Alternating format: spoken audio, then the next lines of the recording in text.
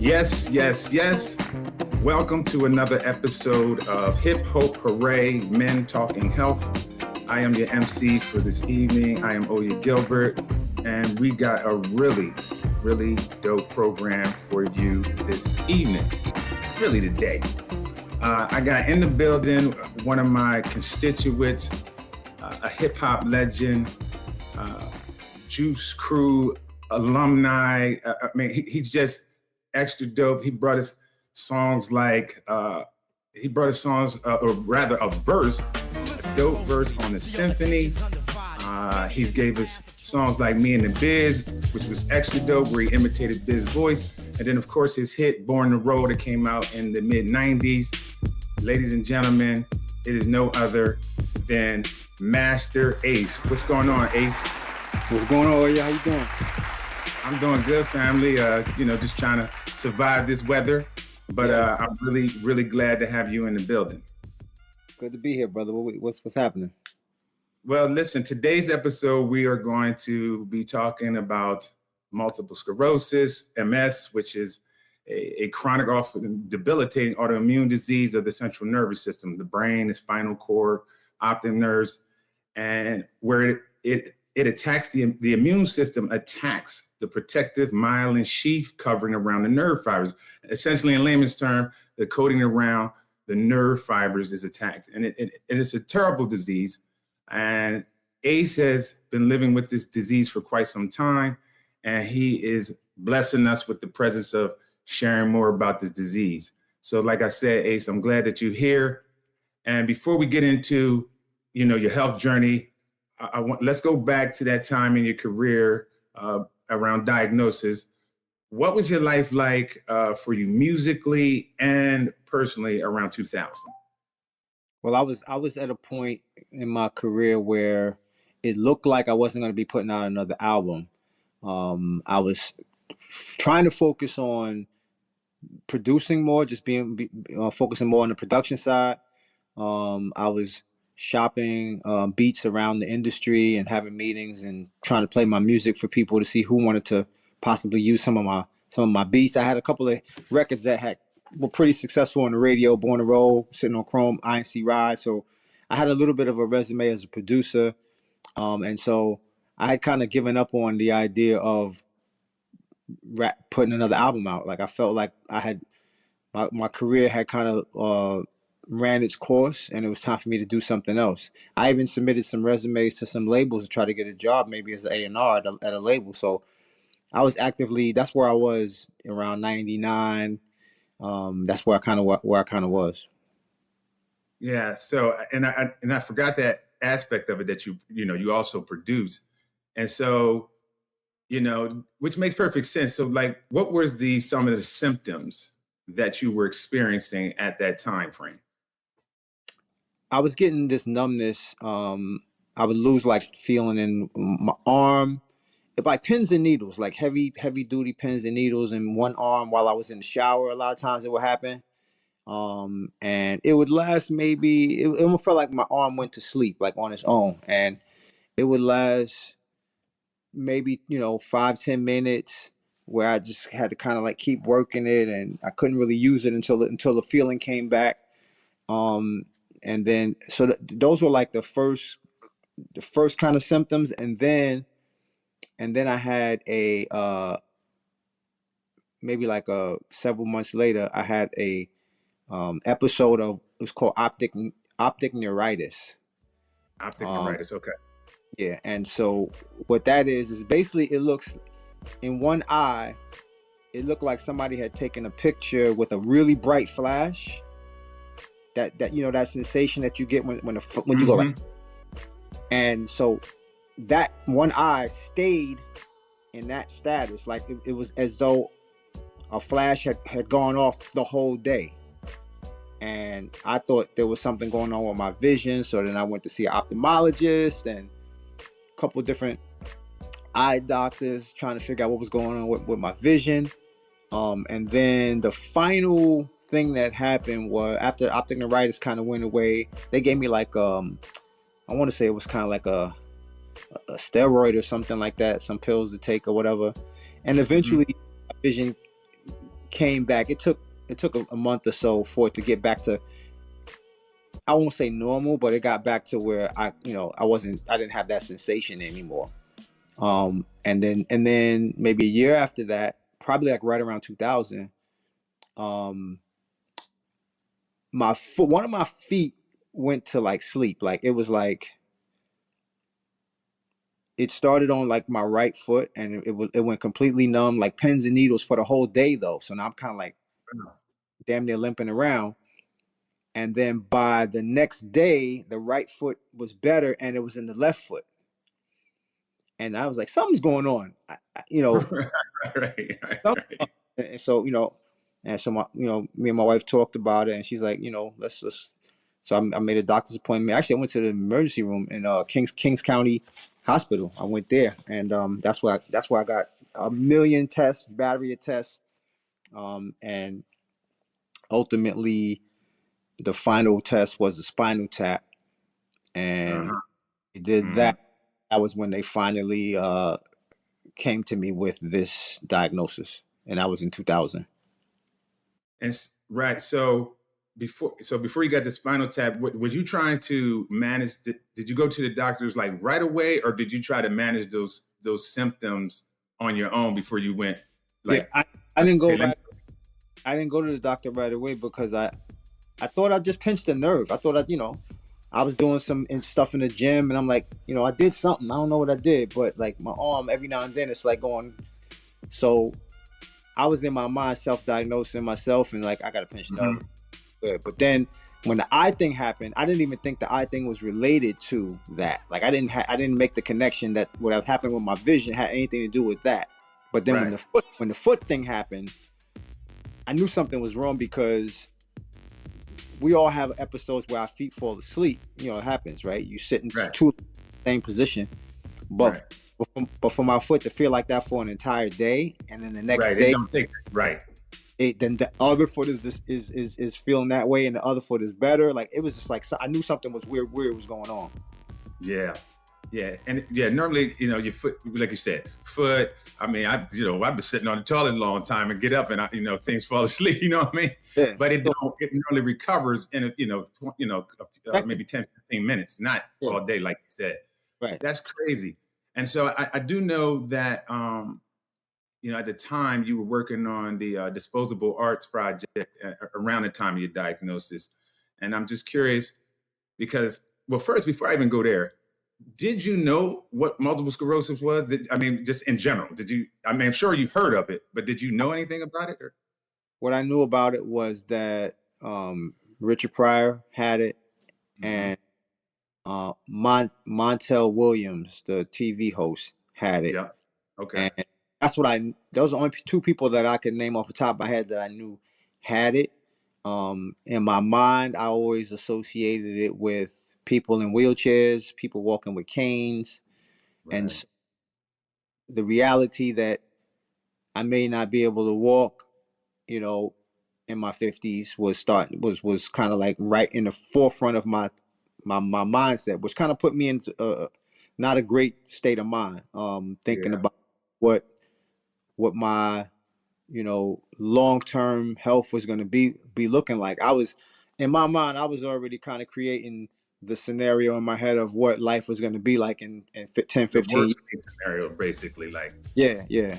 And so it took some rewiring and some adjusting for me to break out of that way of thinking and to, take control of or take charge of my life and not fall into that state of depression of just accepting that this is my fate. And with a lot of help from my wife, encouragement from her, she kind of gave me that pep talk that I needed at that time in that hospital. I was right there in the hospital, and she gave me that pep talk that I needed.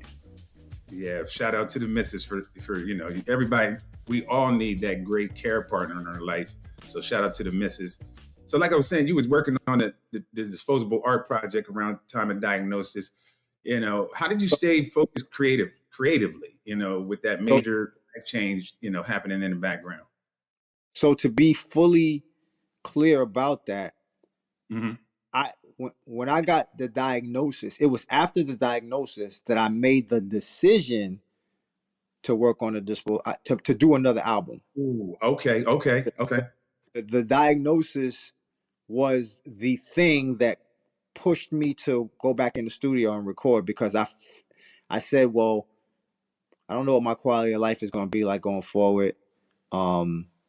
I need to do at least one more album and just kind of like lay it all out on this record, and kind of like lay it all out there, like put together the record that I always wanted to do, that I never really had the freedom to do. It was like me kind of like rededicating myself to the craft for one more record. Yeah, that makes Yeah, so that's where that, that whole album came about because of the diagnosis. It wasn't that I was working on the album and then I found out. I was definitely not working on an album at all, and then that diagnosis made me re-examine everything and say, hey, do you want to go out on the note that the industry has said, okay, one hit wonder, or do you want to go out on your own terms and do an album that's fully curated by yourself with the type of beats and music that you want, and make the album that you always wanted to make in your head? And so that's where it came from, because an album like Disposable Arts was floating around in my head for up to that point my whole career. I was just trying to figure it out, like the skits and the storyline and all of that. right. I hadn't really got a chance to put it all together because I was listening to the noise of the label trying to get me to just make hit records. Yeah. It wasn't about a complete, project. It was about this next single, this next big hit. Right. And once I stopped chasing hits and I said, I'm going to do the record that I want to do from top to bottom. It's not going to be on a major. I just know that if it's my last record, I want people to kind of know where I stand, how I feel about the journey up to that point, and to just like make that one record that when I had no input from anybody wearing a suit. Like I was big on, like, I don't want to hear from the suits. Like, Yeah. stay in the boardroom. Like, y'all not in the Yeah. studio. Yeah. Don't tell me It's crazy. I'm sorry. It's crazy. I was just thinking, as a fellow producer, I know exactly where you was at there. Where you want to put this body of work out that truly embodies you without all that outside influence. And sometimes you got to separate yourself. You got to isolate yourself sometimes. And Yeah. and really dope how you turn that pain into purpose. As you said, fueling you in the studio. And I didn't know that. I thought it was the other way around. So actually, thanks for that nugget. Yeah. So, you got the diagnosis and everything. I guess I'm curious, how did that affect your tour? Because you were doing things like, how did that affect your ability to tour or perform live, or did it affect it at all? So it affected it. So those first few shows, after the diagnosis, where I was still, like, I was on the medication. They put me on the medication, and I don't think the medication had fully taken effect yet. Okay. I had a couple of instances where I got what I will. Sorry, when did you start taking the meds? When did you first start taking meds? I got this prescribed the meds in 2000. Okay, cool. Yeah. And so I started taking the meds, and we did a tour through Europe in 2001 when I dropped Disposable Arts. And at that point, I was still kind of figuring things out as far as, like, when I take the meds, how I'm feeling, that those kind of things were still, and I don't even remember. I don't remember bringing the meds with me on that tour. So I'm curious, because I fully have my routine. Like, I bring my stuff with me. I keep it on ice, and I do what I'm supposed to do. But I don't know if in 2001, when we did that tour, I don't know if I was on those meds. But I specifically remember doing a show in Paris right before Disposable dropped. Okay. And when they introduced me to come onto the stage, I got the intro is playing, it's all of this dramatic music. Inside my body was the idea that I know that I have this disease, and I'm feeling super anxious about stepping onto this stage. It was probably like my first time really like getting up there and rocking. Mm-hmm. And since the diagnosis, like a big show with people, it was like a two nights in a row at the same venue, Mm-hmm. and my nerves got the best of me. Mm-hmm. I didn't realize that at the time, but when you allow your nerves and the adrenaline to take control, um, you can have what I can only describe as an attack, right? And so Gotcha. Another episode, basically. I had an episode, like it was really my second episode. I had one after the diagnosis, driving with my wife through Manhattan, and I had to pull over. Like I'm in the middle of the East Village or West Village, and my whole side just went numb, and I didn't know what was going on. I pulled over in the middle of the street, like in Manhattan, all those busy cars, and I had to pull over. So that happened, and I was in the back of my mind. And so now I'm at this show in Paris, and I step on stage, and literally within moments of doing the first rhyme, the intro rhyme, I lose all feeling on one whole side of my body and can't hold the mic, and I actually kind of collapsed on stage. And so DJ's like, he doesn't know what's going on. My man DJ AV, shout to AV. He doesn't know what's going on. I thought it was part of the show or something. Yeah, it was just like, what's happening? And so the music kind of stops. The crowd is like, oh, what's going on? And so he comes down. Like I ended up like stumbling back down the steps off the stage. And, the promoter comes over, AV comes over. What's going on? You all right? What's happening? And I lied. I said, I got a cramp. That was my way of hiding it. So I got this cramp in my leg. I'm good now. And then the show went on, and I did the show. But those two episodes let me know that if I didn't get control of my nerves, in these heightened situations, heightened environments, I was gonna have this gonna keep happening to me. And like I said, I was on the meds, but it was really new. I was still pretty newly on the meds, so Right. I don't know if they had really fully gotten into my system at that point. And so those two episodes or attacks, there was only one other attack after that, which was around 2002, and that was due to a fight. I had an altercation with somebody defending one of my family members, and I had an during the fight. And luckily for me, I was already in the position of dominance in the fight before the. You smashed him. I mean, I had him, and I'm like, I had him, and I'm boom, boom, boom, and while I'm punching him, the arm that's holding him just starts going numb. Wow. And so now I'm like, okay, let me retreat, and hopefully, lucky for me, this wasn't like, he wasn't an aggressive guy and didn't really want. He just wanted to get away from me. Yeah, he didn't want that smoke. He didn't want none of that. I got you. Yeah. But had he been like a strong individual who was trying to get some get back, I might have been in a bad spot. Oh, different situation. You know what I mean? Yeah. He could have reversed my fortunes right there in that moment. And I don't mean to laugh, but we talk about. Yeah. So when you think about that, I didn't even think about how this disease is so sporadic, as far as its episodes. Yeah. And it coming out in real life time, because you still live in regular life. Yes. And I remember when we first met, and if you're willing to share that, I remember when we first talked about, your MS, you told me that you really didn't tell people, you was hiding it. can you explain to folks why you did that? You know, and obviously you've changed your tune now, but Yeah. why was you feeling that way?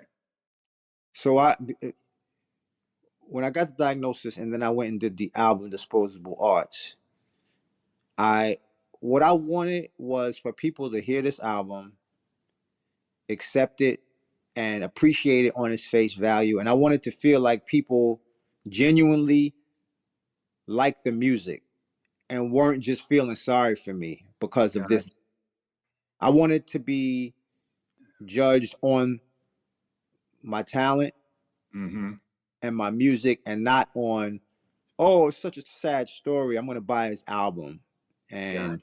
and big up his album. And so Disposable Arts was kind of the testing ground, and I got to see what the love was, and I was like, this is great, I'm going to do another record.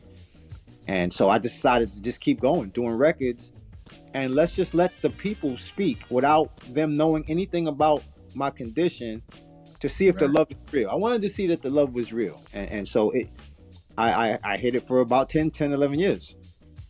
You know, and you know that's fair. The reason why I say that is because we as Black men do this, and there's all different kinds of reasons why, and so I think people can respect that and understand, especially creative people. I'm sure they can respect your thought process.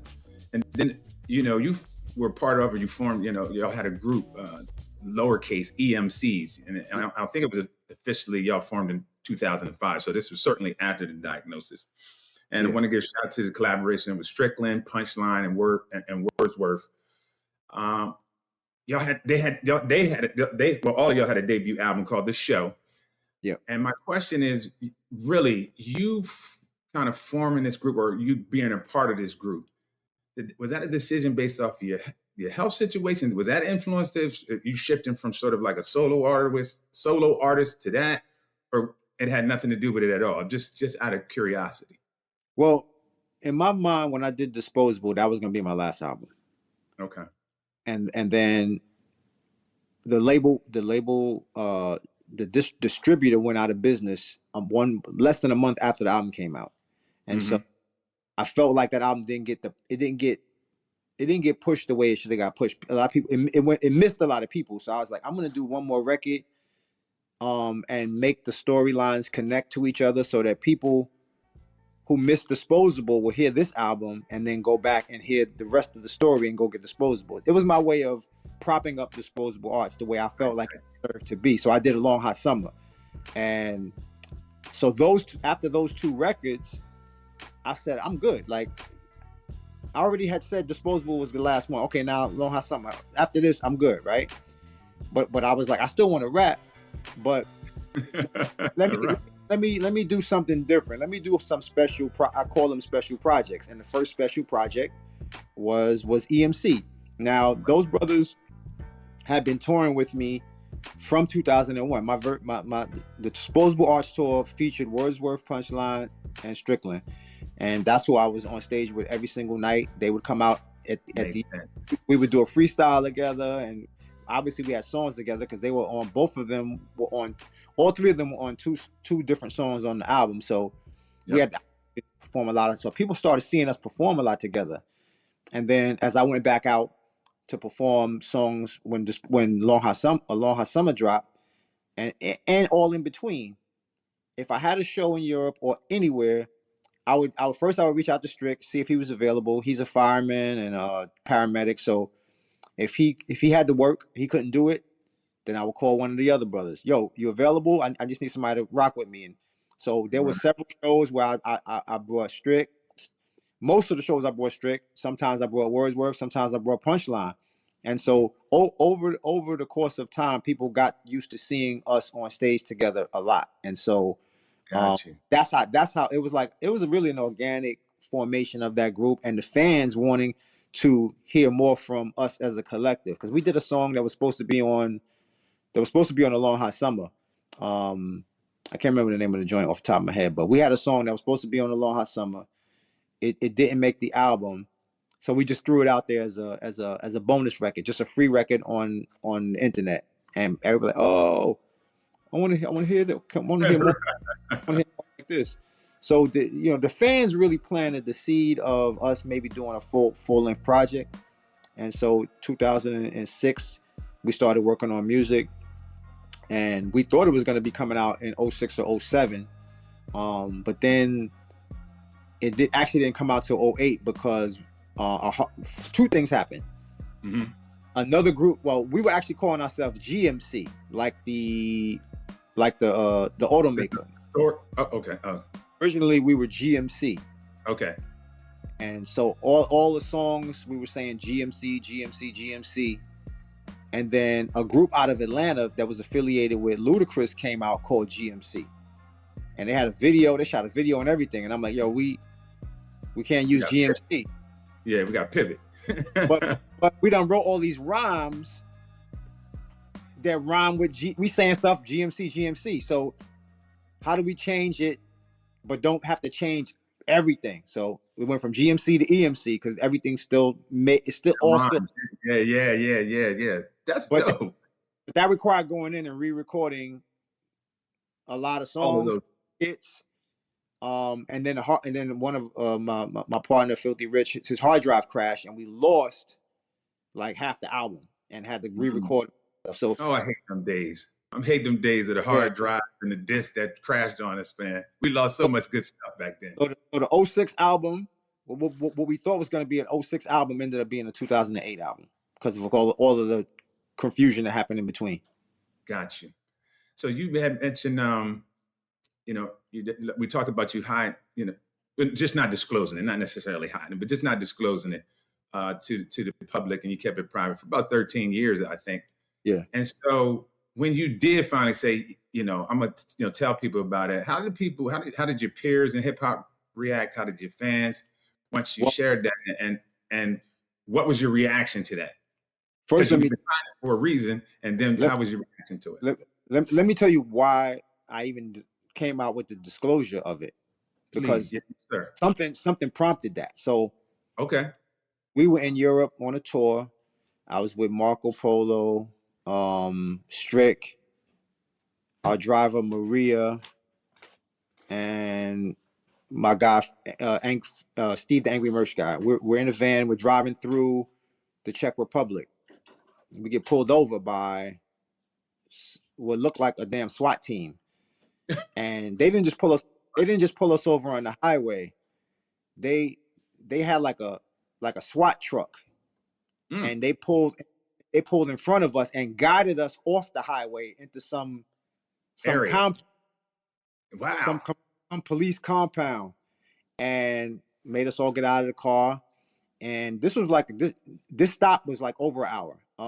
They literally went through every bag, every pocket, every little tiny zipper in every bag. They were convinced that they were going to find, obviously, probably, I guess, drugs or whatever. Yeah. Illegal contraband. So they didn't find any drugs. They bring the dogs back. They got the dogs out. The dogs is during that search. They find my MS meds. Oh. And they found a bunch of things. They found vitamins, they found different stuff. And so they're reading the packaging, and they're getting on telephones and reading over the phone. They're describing what, they're reading what it is and all of this type of stuff. And ultimately, they let us go. They didn't they didn't find anything. I mean, they went under the carpet of the van, all that. Like they were positive they were gonna find something. Yeah, this was the drug bust of the century for them in their minds. Yeah. I'm telling you, if you saw, 10 suitcases spread out on the ground, all of them open, it had to be like 5-6 agents going through the stuff. Crazy. And so they find nothing. So then we get back in the van, we get back on the highway. And after everybody was shell shocked from the experience, just like, what the hell? Like, that was crazy, right? And then I think it was Marco that was like, I guess he said what everybody was thinking. Yo, what was that stuff they found? And it was that point I said what it was, and it was super quiet. I burst into tears a little bit, because I never said it out loud to people, and that was my first time out loud, so it was tough. So you was holding that in all that time frame. So that was the catalyst that allowed you to say it. So once more people knew about it, how It did was people react? everybody in that van had kind of like just said without saying, like yo, we understand why you know, we're gonna respect your privacy. We ain't gonna say nothing about it. But I Gotcha. had been thinking about it for at least a couple of years that when was the right time gonna be to, Right. to to reveal it. And I felt like that traffic stop and everything that we went through was like kind of like God saying, okay, now's the time. And Gotcha. Gotcha. when we got back from that tour, I reached out to a journalist friend of mine, and I gave him the opportunity to break the story, and all the blogs picked it up, and then it became public knowledge. Got you, got you. Well, first of all, I'm glad that you did do that, brother, because you know your story is valuable. And I tell people all the time, everybody's story is valuable because somebody can relate to it. And you know, Yeah. as I think about that whole journey, and you know, you can get as deep as you want to get. You know, from diagnosis to acceptance and to all that. Just what was some of the emotional stuff? Anger, sadness, like what was some of the emotional stuff you was going through, and what helped you? You know, through those different stages. Yeah, the initial emotion was definitely just sadness. Why me? What is this going to mean? I was never anger, but it was definitely like I was I was creating the ending of the story in my head before actually living it out and not realizing that. Like I said, Mm. the pep talk that I got from my wife meant everything because her attitude was this. I mean, this ain't no fatal disease. Like it could have been some way worse stuff. You could have been. They could have said Mm. cancer, AIDS. Like, you know, it's like a million Right. worse things it could have been. Like, this ain't nothing to be getting in dumps about. And it was just those kind of words kind of like propped me up. And then the one thing about me is kind of like when I decide to take on a task, and in this case the task was to make sure that I was as healthy as I could be. When I start to take on a task, I have to go to the full extent. Right. Like like if I start washing dishes, I can't leave dishes. Like, it can't be no dishes left. Right. Right. You If got I to start complete the task. if I start shoveling snow, I'm not gonna, you know, do the whole driveway but not do the steps. Got you. I'm gonna Got you. clean. I'm gonna clean both cars, even though I'm not. We might not be driving both cars. I'm out here. I'm doing the whole thing. So that's how I am. And so once I kind of decided that this was in my mind, this was brought on to a certain extent by the things that I was eating, um, Mm. food that I Yep. was eating, my diet. It was at that moment that it wasn't right away. It was like I probably didn't start doing diet changes until probably '03 or 0, probably no, probably '04, '05. So about 4 years of living with the disease. And I was gaining weight. I was definitely pushing 200 something pounds. I was I was in the twos, low twos. And for my frame, like 200 pounds is a big belly. And I was wearing Right. Right. I was wearing 2X shirts, you know what I'm saying? And hot to hide the stomach and all of that. And I was like, you know, I need to make some changes. So I did some research and I found out about, you know, the dangers of what we call the white foods, white rice, white bread, white sugar. Hmm. And so I just set out on a I set out on a mission to make adjustments in my diet and the way that I was eating, and I did it eventually and gradually over time. And so it it it made all the difference, and Right. it helped me mentally. My mindset was improved by making those changes as well. Yeah, I know you didn't read the questions, but that was great. That's exactly where I was leading into is, you know, what this, you know, what type of dietary things, because I know we talked about that previously, and you became a vegan. Is that correct? At a certain point, I did. I was vegan for about 3 years, I guess. And then I went back to eating fish. Okay. So I only eat fish now. But yes, I eat fish, but I don't eat dairy. Okay. I don't know if there's a name for that specific. I'm not a pescatarian because pescatarians eat dairy, and Right, I right.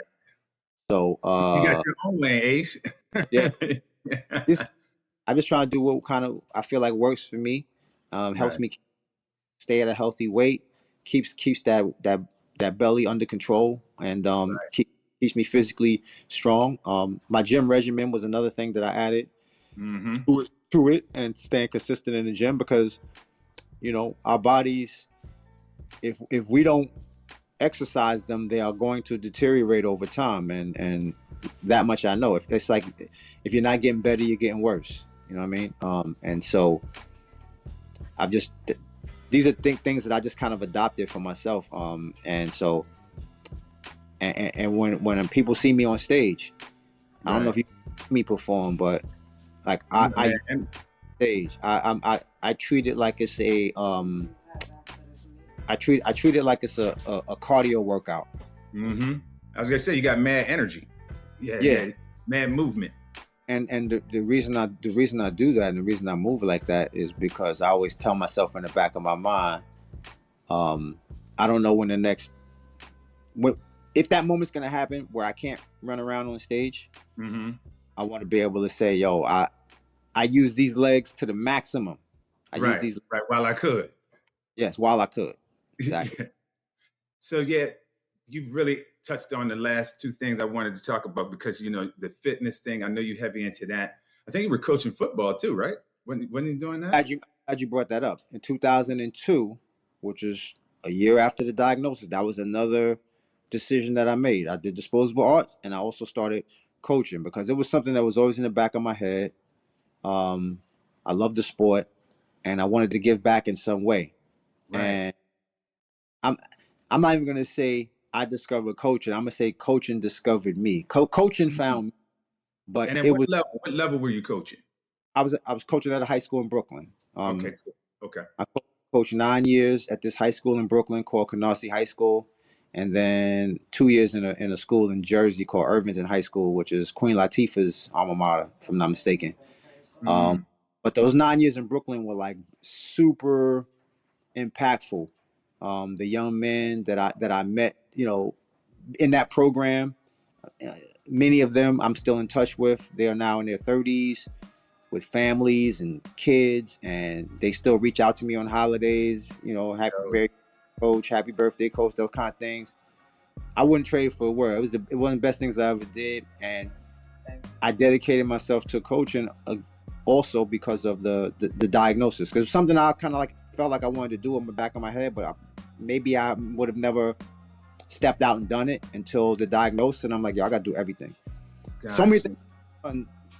Coaching was one of them. Obviously, that album.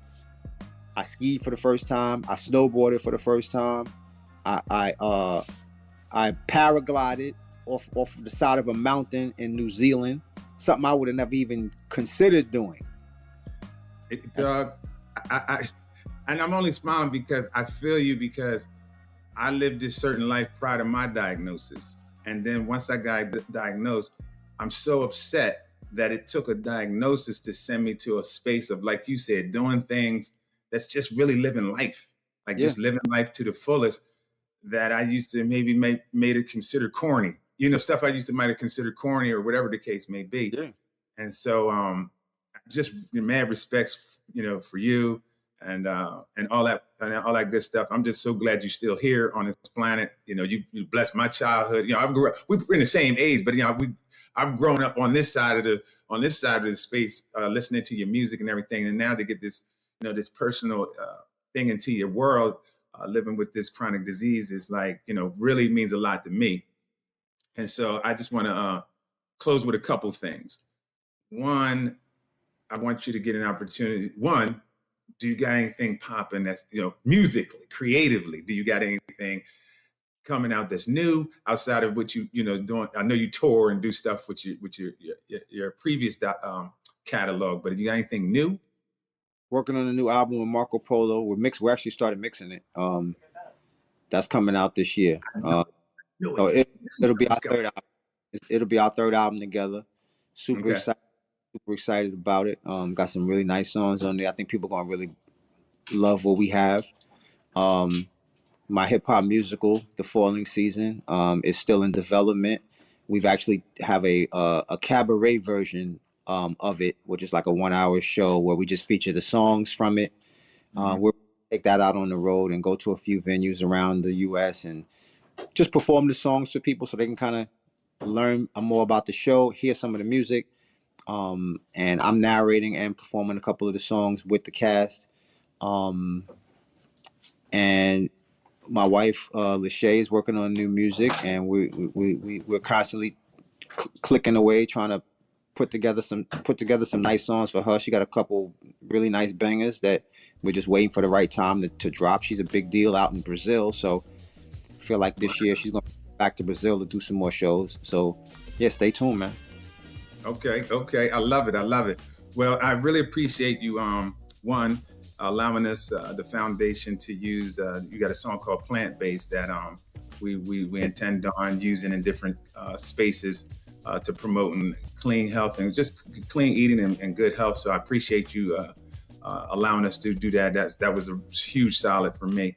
I'd love you get an opportunity to just share with the viewers, what is any advice you would have to someone living with a chronic condition, and how to stay hopeful and possibly maybe even creative? I mean, this you have to be strong minded, and you have to be determined to not let the disease, whatever you're dealing with, take over your life and become the prevailing um, thing in your life. I just told somebody today, a friend of mine, my boy Strickland. He was like, "How you doing?" I'm like, I'm good, brother." I said, MS is in the background of my life. It's not in the Mm, foreground. Keep it in the background. that Um, part. it's there. It's there. I'm living with it, but I don't wake up every day thinking, "Yo, I have MS," and these are the things I need to worry about. So I keep it in the background. So anybody out there that's dealing with something similar, autoimmune disease or whatever, keep it in the background of your life. It's there. You know it's there. You're aware of it, but don't wake up every day thinking about the disease. And make conscious decisions to make changes in your diet and in your exercise regimen, because they pay dividends. Mm. Um, the amount of energy that I'm able to still expend on a stage, I rock until I'm sweating all the way down to the socks. Um, I and I'm tell. and I'm blessed. I know that I'm blessed to be able to run around like that. So I'm gonna absolutely take the bull by the horns and go out to the fullest of my ability. Very recently, I performed in London last November, and the MS Society of the UK. I have a relationship with them out there, and they've been to my show at the Jazz Cafe a couple times. So this was like maybe their second show that they come to, and they bring like a bunch of their members out, patients out. They come out to the show, and there's wheelchairs in the audience and everything, and they set up a booth at the merch table for people to either donate or just to sign up for the newsletter. Like, it's like a whole movement, and they it's super important, man, and to be involved and to be conscious of ways that you can help yourself long term. Like, don't just keep eating McDonald's, Burger King, and Kentucky Fried Chicken and not realizing that is contributing to the advancement of this disease potentially, along with alcohol, along with high fructose corn syrup and sugar in general. These are things that you have to get control over. And like I say, I'm the type of person that when I make a decision that I'm gonna do something, I'm gonna make sure it's complete, and I'm gonna go all out with it. And so I just encourage people listening to this podcast to do the same.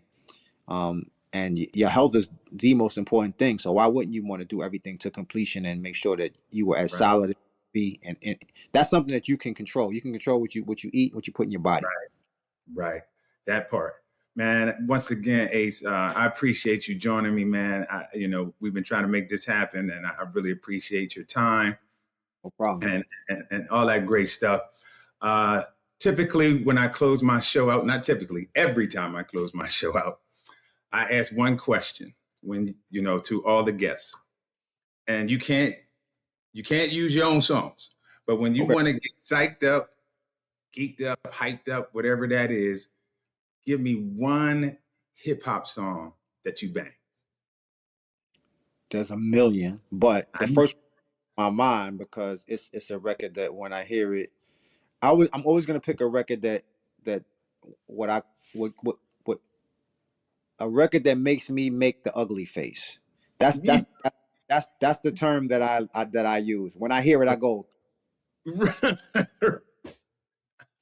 And there's many of those records, but one in particular is Busta Rhymes' "Everything Remains Raw."